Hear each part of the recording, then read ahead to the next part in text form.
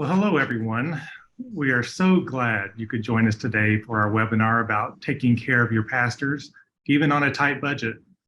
Not only is Servant Solutions here to serve those individuals who serve, but also to serve the churches and organizations who employ those who serve. In fact, we've planned today's conversation especially with the employer in mind. Our hope is to encourage each employer, no matter the size, that it is possible to honor their pastors and leaders, even if the budget is tight. I want to introduce you to two of our team members that will cover today's topic. Reverend David Boots serves as our Director of Member Relations for the Western United States. David brings pointed perspective from his 35 years in pastoral ministry, many of those in the administrative and executive pastor roles. He has not only been a member of Servant Solutions for his own retirement planning, but he also has budgeted for, administered, and led countless staff in their retirement planning over his ministry career. Then we also have Reverend Dr. Chuck Myricks with us. Not only does Chuck serve as our Director of Member Relations for the Eastern United States, but he is also the full-time senior pastor at one of our more prominent churches, Arlington Church of God in Akron, Ohio. Chuck, let's start with you. Would you share a bit from the perspective of a lead or senior pastor, the importance and impact of benefits other than just salary and housing allowance compensation? Be glad to, Jen. Thanks for the opportunity. And it's a pleasure to be on with you all today. Thanks for taking the time to be with us. I serve as a senior pastor, as Jim said, at Arlington Church of God, and I know full well the challenge of recruiting and retaining and rewarding people who will serve our congregations with excellence and also feel good about the relationship that they have with our congregation, that the congregation is caring for them. I'm blessed because I serve one of the greatest congregations in the world, as far as I'm concerned. And this congregation, we've had a wonderful relationship with our partners at Servant Solutions.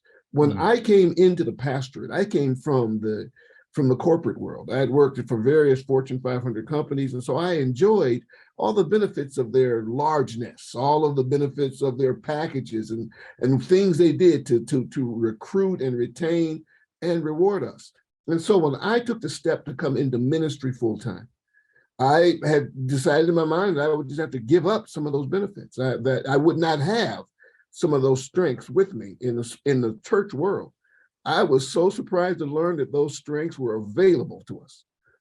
Through our relationship with Servant Solutions, I learned that not only did we have financial help and guidance and planning, but we also had other resources that I didn't even know were available. Resources that included special tax provisions that Servant Solutions could introduce me to that would bless not only me, but our congregation as well. It's a marvelous opportunity, and we want you to experience that same blessing, that you can utilize the partnership with Servant Solutions to stretch your dollars, to guide and support your loved staff, and to help them prepare successfully for their retirement. So we're glad you're with us. I hope you'll be blessed in the next several moments as we share this great story with you. And I'll turn it over to my brother Dave now to take the next step. Yeah, thanks, Chuck. David, you're going to cover the first topic, and that's kind of retirement planning. Can you help us with that? You bet. Glad to. Welcome, everybody. Thanks for being on the screen with us today. As Jim said a few moments ago in his opening comments, we're focusing more on the organization's role, not so much the individual member or pastor or leader, but the organization's part in providing a comfortable retirement for their pastors and their leaders. Hey, for the conversation here going forward, even though everyone on the screen may not be representing a church, you might be representing a different organization, we're going to be using the term church mostly, just referring to that organization. Many of us assume that the budget that we currently have been allocated just won't allow for anything additional. And I truly understand that because I've been there as an administrator in the church. There's a lot competing for the budget dollars. As our ministry grows, especially, thanks be to God, that we have to continue allocating more resources in it. And it seems like the salaries, the compensation end up being taken second seat to those things that need to be allocated to frontline ministries. And we also realize that there are many organizations and churches that pretty much just maybe have a history of not including a retirement benefit for their pastors. They would say, well, we've never done that before. If your church isn't currently doing anything, I just encourage you to start taking steps toward that, even small steps. They can be very small steps. The first step, which would be the simplest and of zero impact to the church budget, would be to offer your pastor the ability to make pre-tax savings of his or her own monies to their retirement fund. And the only way they can really do that pre-tax is through payroll withholding.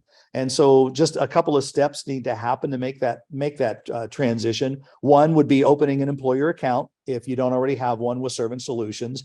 And then there's some paperwork involved to do that, and also for the pastor to authorize withholding, and then just start the withholding. Now, a note here that pastors of churches, withholding can only happen if they're a W-2 employee. We recognize that there are those out there that are on a 1099 basis for pay, but it's important that they be transitioned to a W-2 payroll so that they can have monies withheld. The second step, second to offering that, would be planning for the church's part. Most churches budget an annual increase, for example, for their pastor's compensation, the salary and housing amount.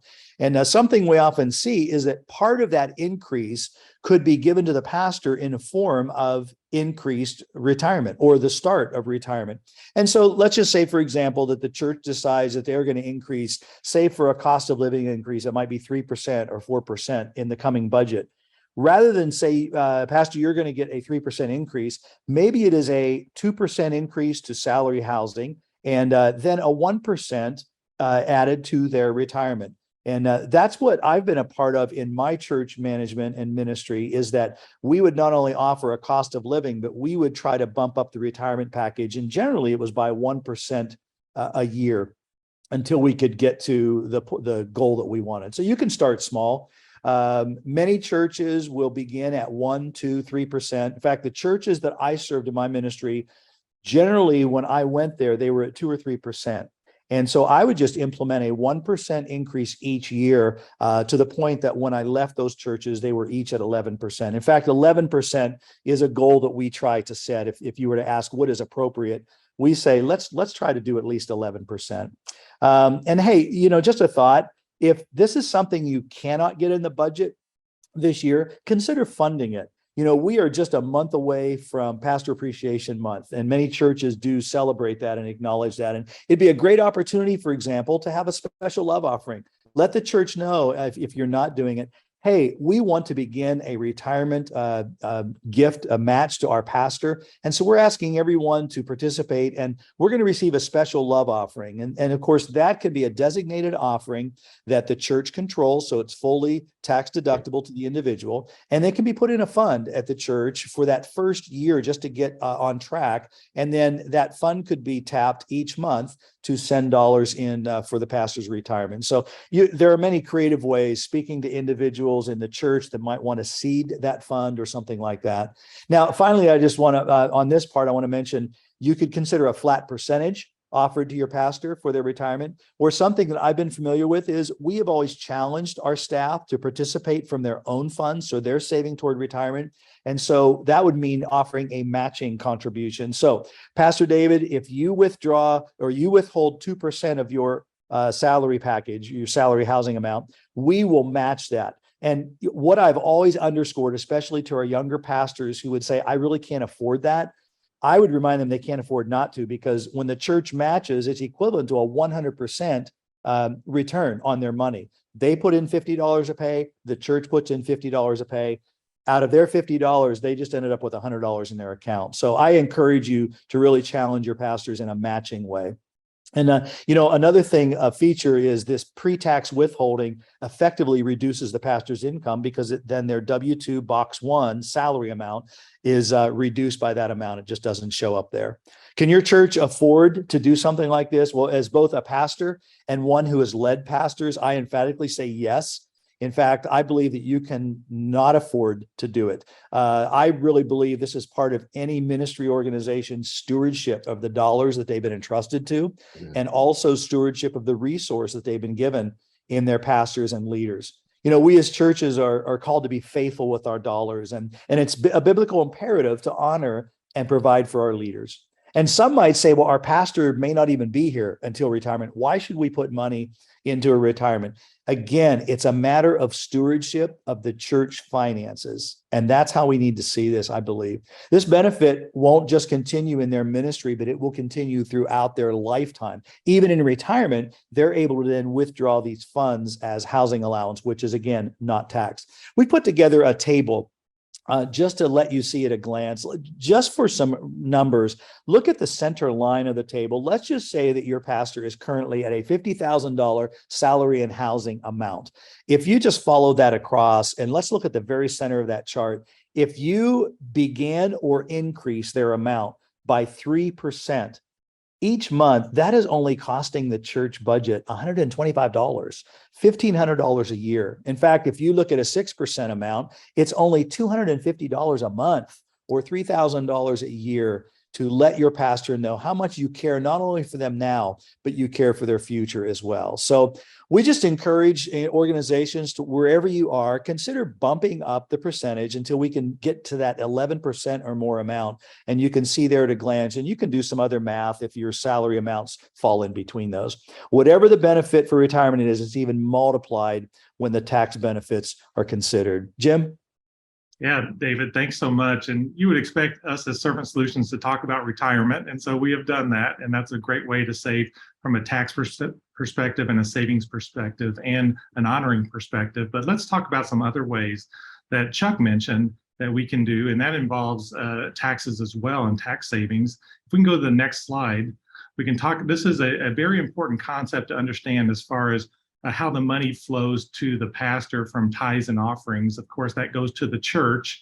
But then most churches, especially small ones, they say, hey, pastor, here's $50,000. You can slice and dice that amount any way you want. That covers everything, everything that you need to spend on to do your job.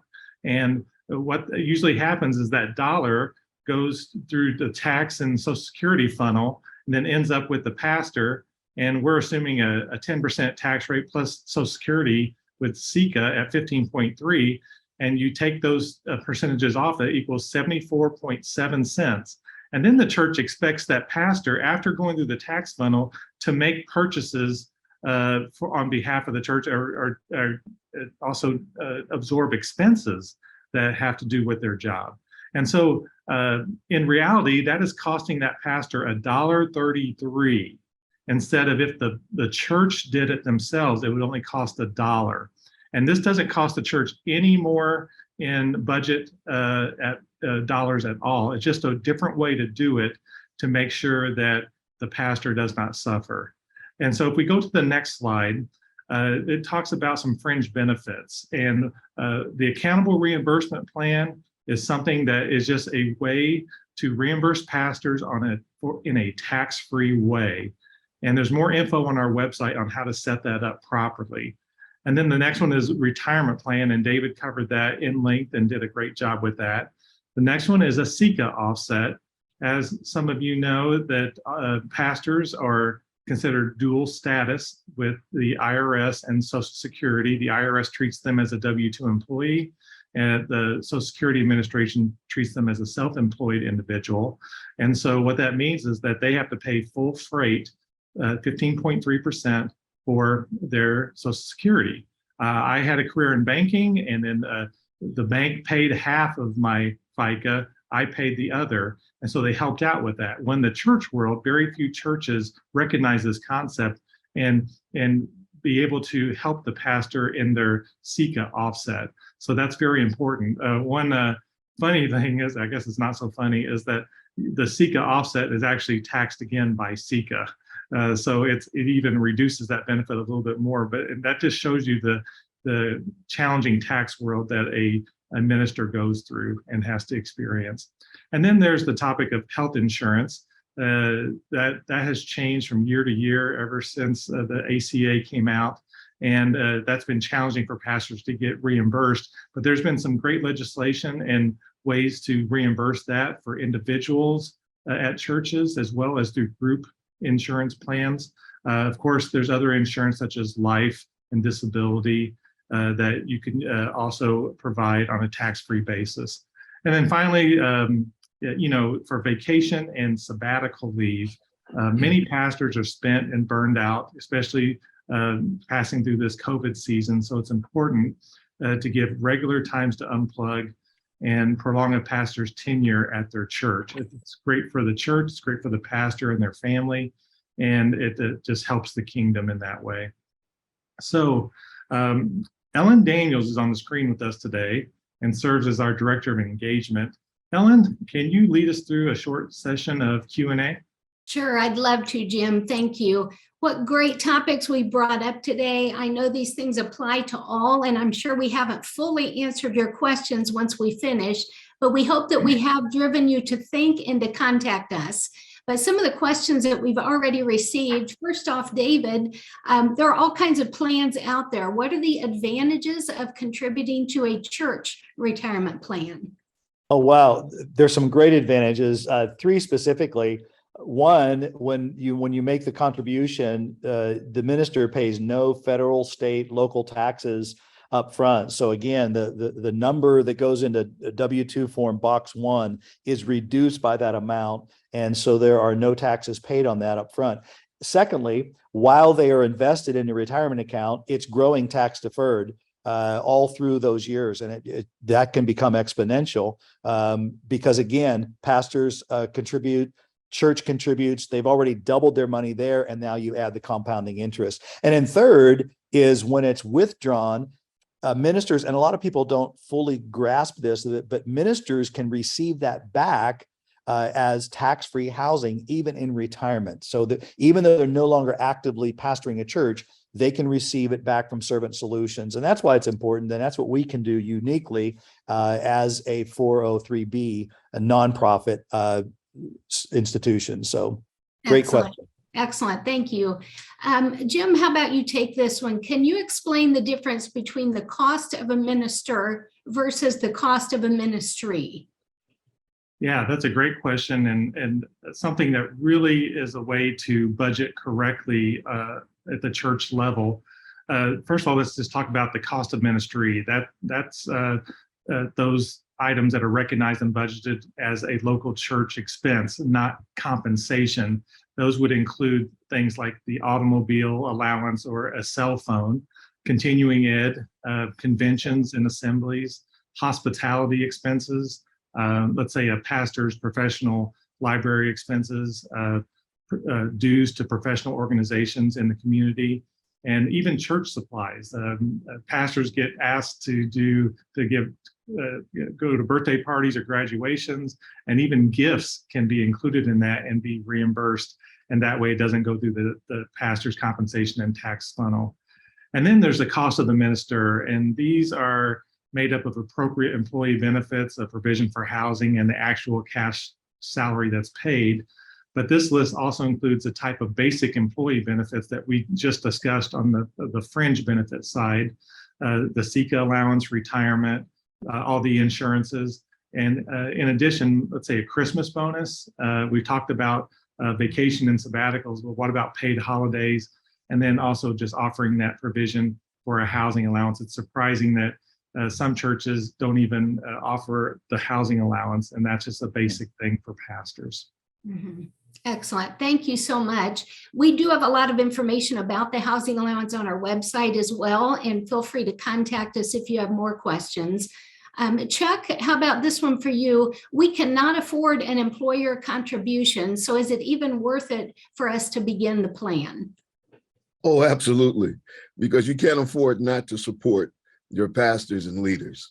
If you just allow the church to sign up to become a partner with Servant Solutions, right away that your pastor can begin enjoying the benefits of the withholding, the tax withholding that David talked about, right away, without the church spending an extra nickel that Mhm. pastor can have their actual W-2 changed to their benefit by withholding those funds and putting them into their own retirement fund that will bless them for years to come. So Awesome. they can start yesterday. Yeah, yeah. And I'm glad you brought that up too, that there is actual no cost to the organization. So great thinking there. And a couple other questions. Is there a significance or importance to the 11% employer contribution to the retirement that we mentioned earlier? Someone was listening to me. No, there's not. It's a number that we just lay out there because many churches ask what is really appropriate. And we just feel like if you just consider 10%, it kind of comes from a 10% of the total, salary and housing compensation, and just bumped up slightly above that. So no, whatever the church could get to, we just feel that that's just a base amount of somewhere to start. Yeah, good answer. One final question that I see, we engaged with Servant Solutions several years ago. How often would you suggest a trustee board review? Jim, what thoughts do you have on that one? Well, I think it's always important to make sure you're vetting that properly. We've had churches do this before and offer it. They've had some folks in the pews that offer retirement plans. And if we get a chance to reassess, we try to improve our plan year upon year. And we've done that with a value proposition of even offering free financial planning along with the retirement plan. And we feel like that's where the rubber meets the road as far as unique family circumstances. But also we've added a low-cost plan because we're nonprofit, and free wills and estate documents, as well as the newly ordained program where we contribute $1,000 on behalf of newly ordained staff. So you just don't get that with someone offering just a plain retirement plan from the pew. We have 5 pastors on staff. We have a staff that is altruistic in their personalities and in their hearts. And it's just, this is what we do, and we are very passionate about it. Yeah, excellent. I don't want to belabor the question and answers. We do not have any others that I see at this point. So to value your time today, I'm going to turn it back over to David. Thanks, Ellen. I appreciate that. I just want to say this. If you are not the treasurer, administrator, executive pastor, this issue of compensation and benefits can be very difficult to bring up to those that need to hear it. It might sound like you're sounding your own horn or hat in your hand asking for something more. We get that. Let me suggest that if this is your case, do us a favor. Let those that need to hear this information that you heard today, let them know that we invited you to this webinar today and that we asked you to forward this information on to them. So see, we want to take that off of you. Takes you off the hook, and now it's on us because it was something that Servant Solutions, hey, I was on this webinar they invited me to, and at the end of the webinar, they asked if we would be sure to forward this on to you. And that kind of puts it then back on us that we've asked you to do that. Jim, anything? Yeah, I like that, David. Just to add to your comments, to make it easy for you, we put together some helpful information, including notes from this webinar that you can literally print out or forward to other pastors, staff, your board, or finance committee. As you can see on the slide now is our toolbox series. It's very, very helpful to find out more about our topics today. So we encourage you to check those out. And as you can see, they're designed for the user in mind. Whether you are a credentialed minister, an employee, or an employer, you have your own toolbox that's specific to your role with the church. And so, well, our time is up. And I just want to close by saying we appreciate you attending our webinar today.